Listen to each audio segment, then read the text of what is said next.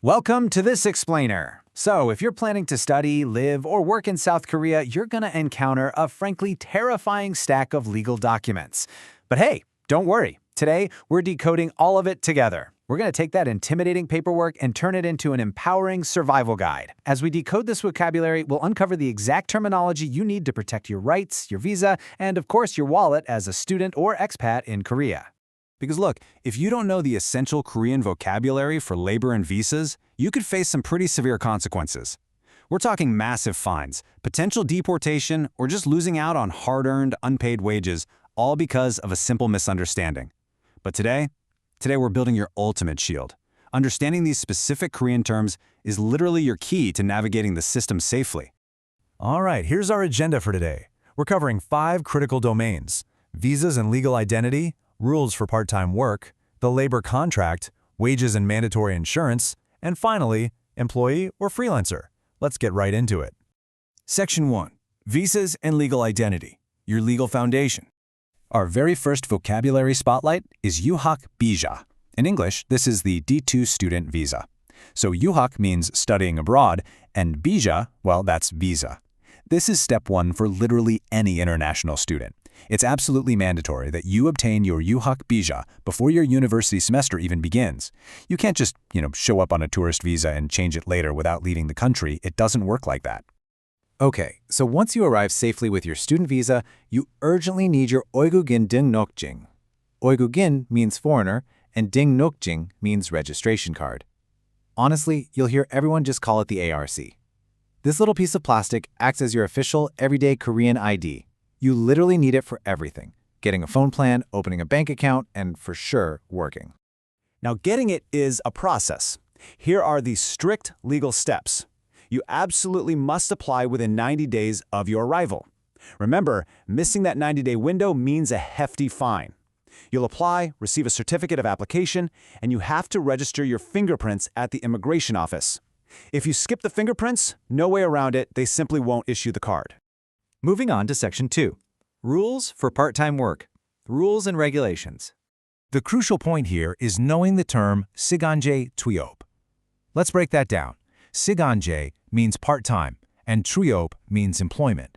Working without this specific prior permission from immigration is entirely illegal. You can't just find a local cafe job and start making coffee. You must get Siganje Tweop approval first. And here's the actual part-time work of foreign student confirmation form. Notice how it requires signatures from both your university academic advisor and your new employer.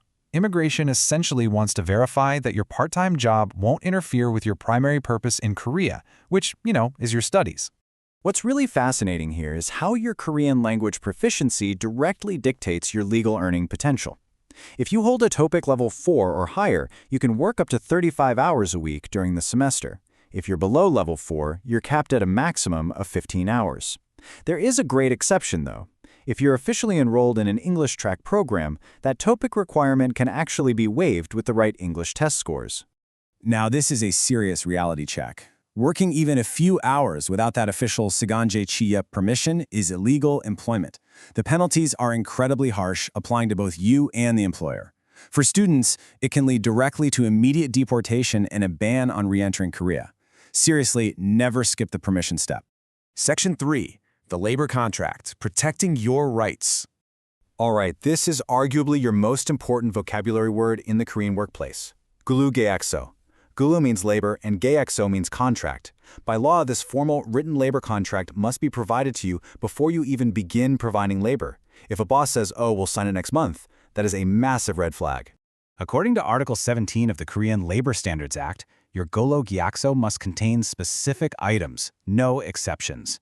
It needs to clearly state your work term, your exact location, what your job duties actually are, your working hours, your legally mandated break times, your holidays, exactly how much you get paid, the payment method, and your annual paid leave. So why is this so strictly enforced? Well, if an employer conveniently forgets to list your working hours or wages on that document, they're risking massive fines. We're talking up to 500,000 Korean won for every single missing item. Having written explicitly defined terms is hands down your absolute best protection against exploitation. Next up, Section 4, Wages and Mandatory Insurance, 2026 Standards. You absolutely need to know 최저 임금. 최저 means minimum, and 임금 means wage. This is the legally mandated minimum baseline. And the really beautiful thing about the Korean Labor Standards Act is that this base rate applies to you equally, regardless of your nationality or your visa status. And for the year 2026, that magic number is exactly 10,320 Korean won per hour. To put that into perspective, if you do the math for standard full-time work, which is 40 hours a week, plus paid weekly rest days, that translates to a guaranteed monthly income of over 2.1 million won. Okay, next up is a term that often completely surprises expats when they see their first paycheck. Sade bohem. Sade means the four big ones, and bohem is insurance. These are mandatory national deductions covering health, national pension, employment, and industrial accidents. It's not an opt-in situation, it's the law. Looking at the 2026 rates, health insurance sits at 7.19% of your income, and the national pension is at 9.5%. Now, usually these costs are split 50-50 between you and your employer, meaning you pay half of that percentage straight out of your paycheck. Sure, it reduces your take-home pay, but it provides absolutely crucial safety nets while you live here. Moving to our final part, Section 5, Employee or Freelancer, the 3.3% tax trap. The concept of Golojasong is your ultimate shield. Goloja means worker, and song relates to the nature or status. When disputes happen over unpaid severance, the Korean Labor Office looks at your Golojasong, the actual practical working relationship, not just what title the employer slapped at the top of your contract. You really have to notice the difference here. See, many academies try to classify teachers as freelancers to avoid paying benefits, usually deducting a flat 3.3% tax. But a true freelancer sets their own hours and uses their own materials. If your boss tells you exactly when to arrive, assigns your workplace, and tells you what book to teach from, well, the Supreme Court has ruled that you have Goljojasong. You are an employee, and that means you're legally entitled to your annual paid leave and your severance pay.